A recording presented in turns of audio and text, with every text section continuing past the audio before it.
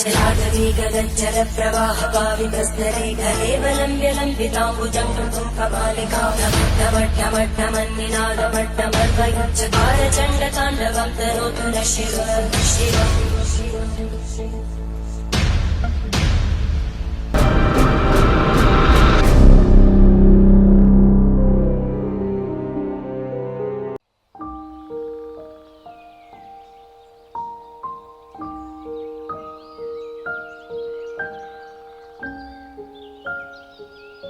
तारीख होती 18 जून. आम्ही रुद्रनाथचे दर्शन घेऊन पहाटे 3:30 वाजता लिटी बुगियावरून चालायला सुरुवात केली.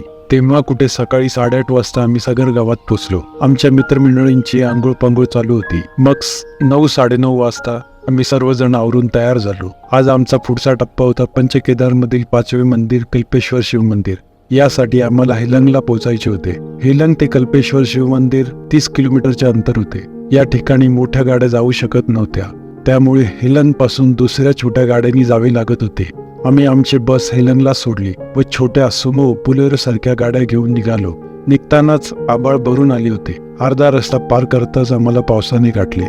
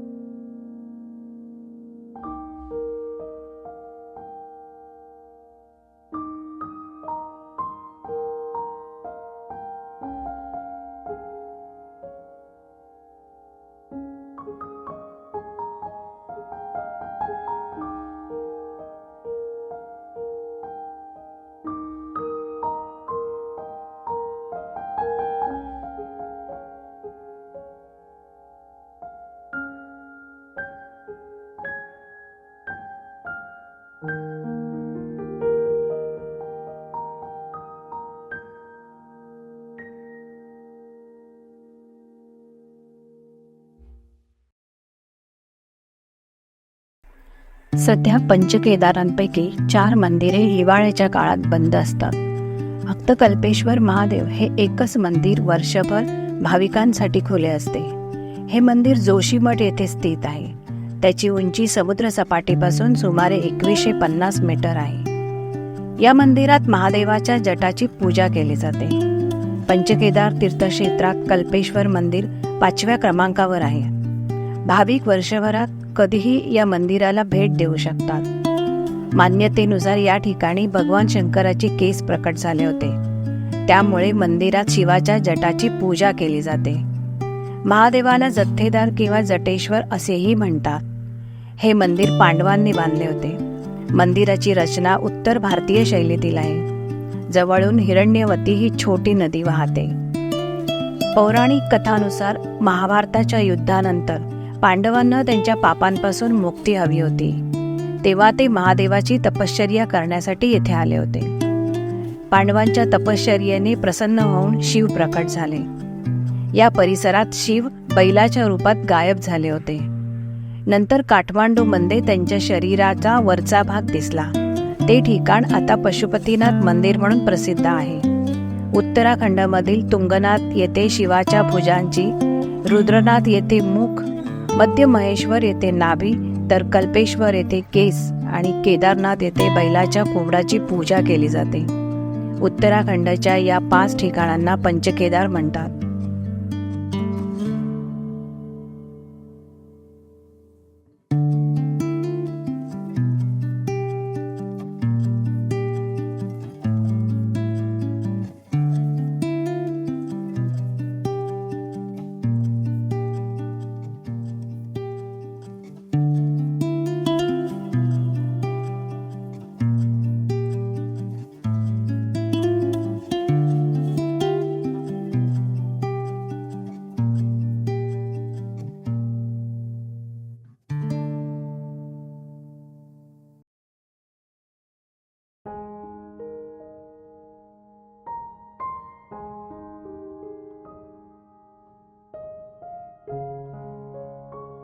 नम पार्वती पते हर हर महादेव.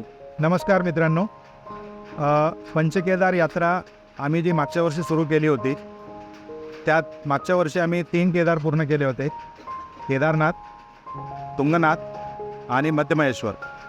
यावर्षी आम्ही रुद्रनाथ आणि आता इथे आम्ही आलेलो आहे ते कल्पनाथ किंवा कल्पेश्वर म्हणून. तर ही पंचकेदार यात्रा आज आपण इथे पूर्ण केलेली आहे. पंचकेदार यात्रेविषयीची माहिती तुम्हाला सर्वांना असेलच. पंचकेदार हे पुन्हा एकदा ती कथा जी पौराणिक आहे ती तुम्हाला सांगतो इथे. पांडवांचं जेव्हा युद्ध समाप्त झालं आणि आता ते निजधामाला निघाले, त्यावेळी एकदा भगवान शंकरांचं दर्शन घ्यावं याकरता ते हिमालयात आले. परंतु त्यांनी केलेला नरसंहार पाहता भगवान शंकर त्यांच्यावरती रुष्ट झाले आणि त्यांनी एका नंदीचं रूप घेऊन तिथे ते सगळ्या एका बैलांच्या कळपामध्ये सामील झाले की जेणेकरून त्यांना ओळखायला येऊ नये. व भीमाणीच्या ठिकाणी एक युक्ती अशी केली की तो उभा राहिला आणि एक एक बैल त्याच्या पायाखालून जाईल अशी योजना त्याने केली.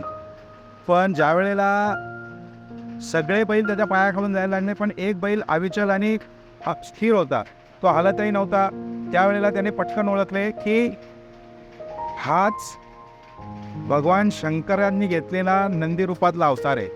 आणि ते बघून त्याने पटकन त्यांचा जो खांदा असतो तो पकडायचा प्रयत्न केला आणि तो पकडल्यानंतर तोपर्यंत भगवान शंकर गुप्त होण्याच्या मार्गावर झाले. परंतु त्याने खांदा पकडल्यामुळे आणि त्या भीमानी किंवा पांडवांनी केलेली आराधना आणि माफी मागितली, शेवटी भगवान भोलेनाथ आहे त्यांनी माफ केलं आणि ज्या ज्या ठिकाणी त्यांची ती रूपं प्रकट झाली ती 5 ठिकाणं म्हणजे पंचकेदार. जो खांदा त्यांनी पकडला होता बैलाचा ते पाठीकडचा भाग म्हणजे भगवान केदारनाथ जे 12 ज्योतिर्लिंगांपैकी एक आहे. त्याच्यानंतर तुंगनाथाला भुजा आहे भगवान शंकरांच्या. मध्यमहेश्वरला जे आहे ते नाभी आहे आणि रुद्रनाथाला मुखारविंद आहे म्हणजे भगवान शंकराचा रौद्रावतार असणारा चेहरा आहे. या व्हिडिओनंतर कदाचित आमचे जे काही कॅमेरामॅन आहेत ते रुद्रनाथांचा फोटो याच्यात टाकतीलच. आणि शेवटचा जो केदार आहे कल्पेश्वर, तो कल्पेश्वर म्हणजे शंकरांच्या जटा या ठिकाणी आहेत. अशा ठिकाणी हे पंचकेदार आहे. भगवान भोलेनाथांवरची आमची श्रद्धा, आम्हा सगळ्यांची एकजुटता या सगळ्यामुळे भगवान भोलेनाथांनी या पंचकेदाराची यात्रा आमच्याकडून पूर्ण करून घेतली.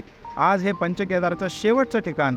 कुठल्याही प्रकारचा त्रास न होता आम्ही 21 जणं, काही मागच्या वर्षी होते काही यावर्षी आहेत, असे सगळे मिळून आम्ही हे पंचकेदार व्यवस्थितरित्या पूर्ण केले.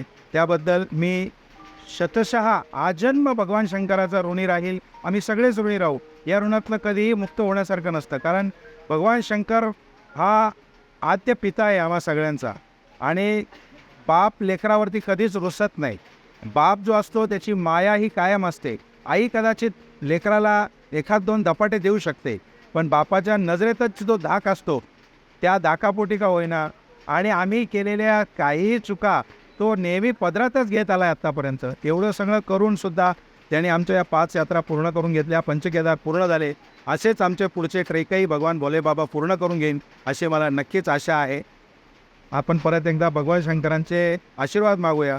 कैलास राणा शिवचंद्र मौळी फणेंद्र माथा मुकुटे दळाळी कारुण्य सिंधू भवदुःखारे तुझवीर शंभो मज कोड तारे. शास्त्राभ्यास नको, श्रुती पडू नको, तीर्थाशी जाऊ नको, योगाभ्यास नको, व्रते मख नको, तिवरे तपेती नको, काळाचे भय मानसी धरू नको, दुष्टाचे शंकू नको, ज्याची या स्मरणे पतित तरती, चोशंभू सोडू नको.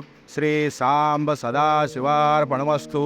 शुभं भवतु. हर हर हर हर हर महादेव.